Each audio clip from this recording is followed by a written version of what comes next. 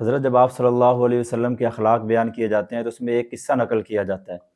کہ ایک بڑھیا آپ صلی اللہ علیہ وسلم پر کچرا پھینکا کرتی تھی،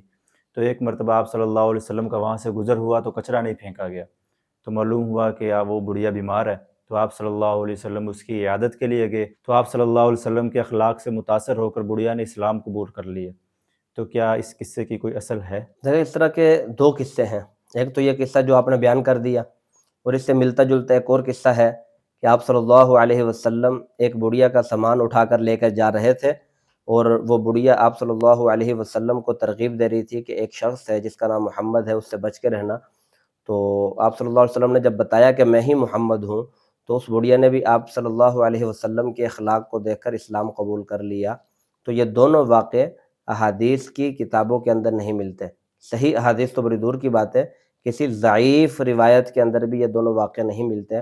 تو لہٰذا اس قسم کے واقعات کو بیان کرنا یہ درست نہیں ہے۔ اور آپ صلی اللہ علیہ وسلم کے اخلاق کے اوپر بے شمار واقعات موجود ہیں، ہم صحیح واقعات کو بیان کریں تو اس طرح جو احادیث میں ملتے نہیں ہیں، اور چند صدیاں قبل ہی ہمارے عصری نصاب کے اندر جن واقعات کو شامل کیا گیا، تو اس واقعات کو بیان کرنے کی میں سمجھتا ہوں کہ کوئی ضرورت نہیں ہے، صحیح واقعات موجود ہیں۔